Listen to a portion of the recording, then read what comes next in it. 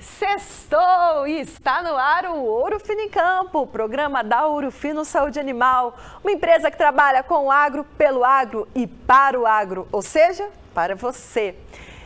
Nosso bate-papo hoje de suinocultura é sobre o uso racional de antibióticos.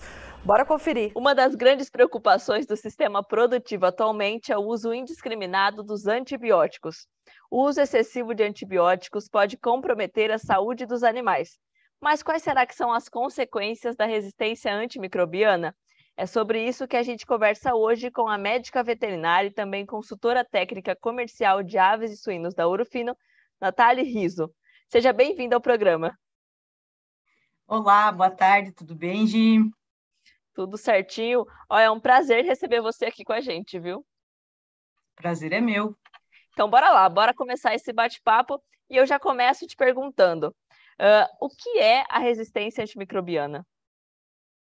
Então, a resistência antimicrobiana ocorre quando os micro-organismos utilizam de alguma ferramenta para se reorganizar, se reestruturar e mudar a sua conformação, principalmente quando eles estão expostos a antimicrobianos. Então, essa reestruturação muda o sítio de atuação do antibiótico e esse antibiótico não consegue se ligar e desenvolver o seu papel, né, que é a morte ou a apoptose bacteriana. Né? Então, isso ocorre quando a gente tem as superbactérias, que são bactérias que naturalmente têm esse potencial de se reorganizar, ou com aquelas bactérias que a gente chama que são multiresistentes, que já foram expostas várias vezes a antimicrobianos e foram adaptando-se e criando essas resistências. Assim, os medicamentos não conseguem, né, desenvolver o seu papel, que é controlar uma infecção. E existem alguns fatores que favorecem aí essa resistência? Existem sim. Então, os principais fatores que favorecem essa resistência a antimicrobianos está relacionado diretamente com o uso inadequado, né, e indiscriminado de um antibiótico.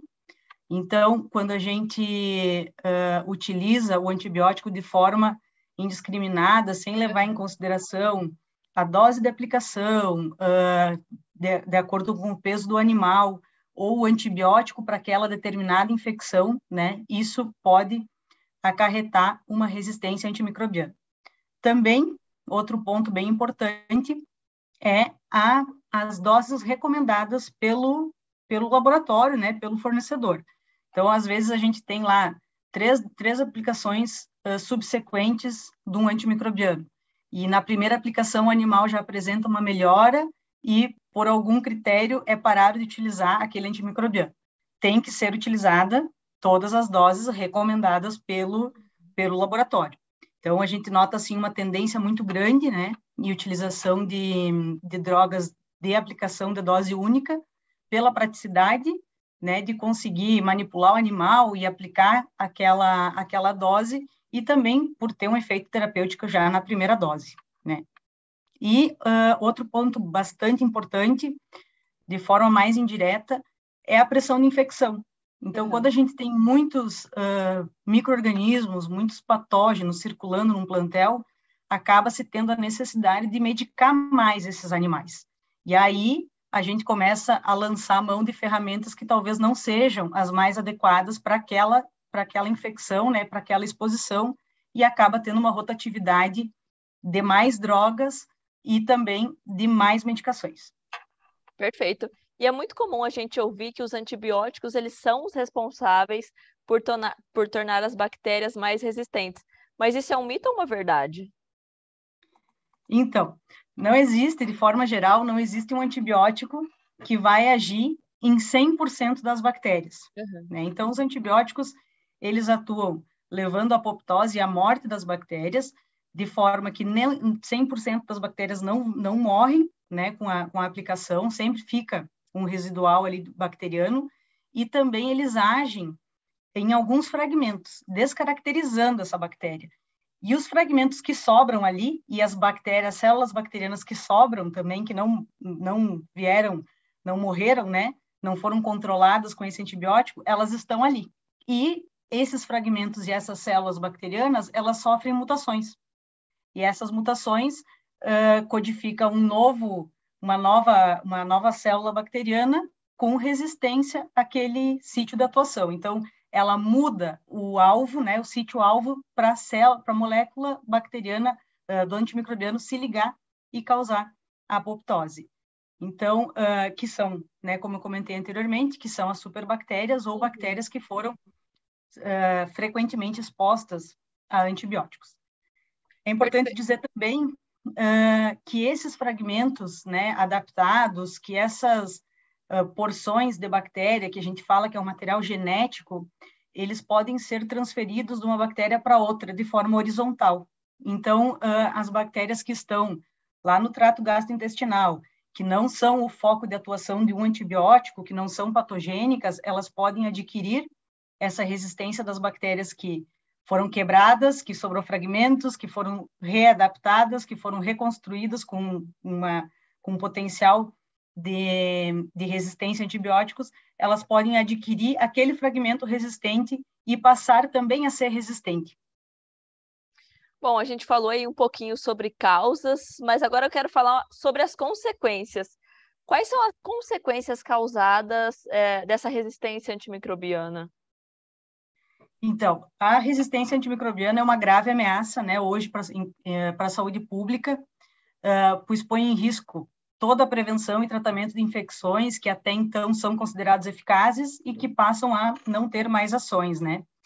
E, de acordo com a Organização Mundial de Saúde, a resistência a antibióticos é uma das maiores ameaças à saúde pública e à segurança alimentar.